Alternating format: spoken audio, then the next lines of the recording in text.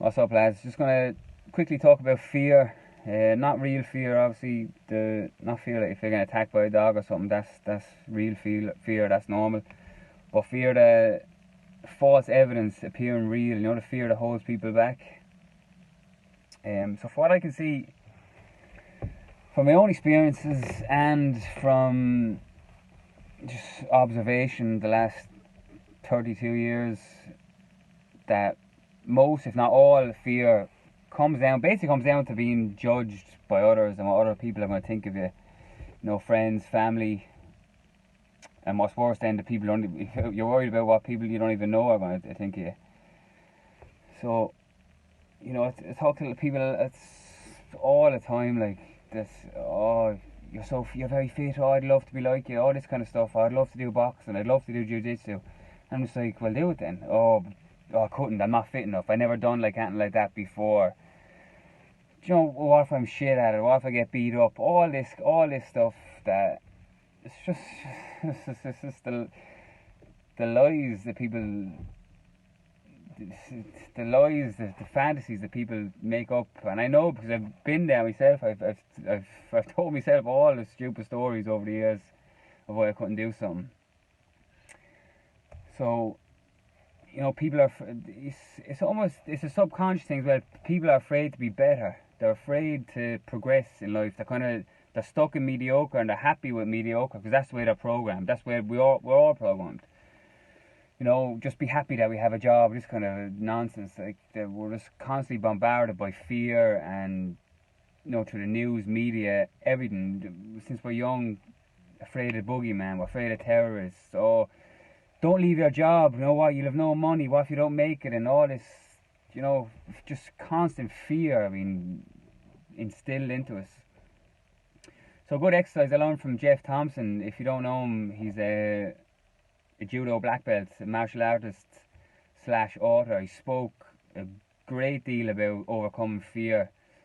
It's really, really good, brilliant stuff. Check him out if you're interested. But he says to draw a fear pyramid. So write out a pyramid at the top, the thing you're most afraid of, and at the bottom, I'm working your way up, like smaller things you're less afraid of. And then starting from the bottom, just start doing them one by one, slowly, each week, once a month. Overcome these little things that you're afraid of. It could be anything. Like, it could be just finally going to the gym and looking to get healthy. It could be you're talking to that girl that you like, that you're afraid to ask out in case she says no, or, you know, it literally could be anything. Changing the job that you're in, like, you know, people are afraid to change jobs because they're settled in this, you know, the routine that they're in. So I know Krusty talked about it in one of his videos about death being a motivator, but it's really fucking true. Like, it really is, like, because, you know, everyone knows there's people dropping dead all over the place. So you just don't know what's going to happen. You know, you don't want to be on your deathbed looking back at all the things you should have done. Oh, I should have got in shape. Why didn't I get in shape? You know, because you listen to all the, you know, the safety in the herd. The safety in the herd. The safety doing what everyone else is doing. So when everyone else is going to the pub, it's easy just to go down with them and talk, you know, get drunk, talk shit, and then go home. It's easy to be caught in that cycle. So you just have to be brave enough to you know, to overcome the resistance that's going to come from your friends and your family and that.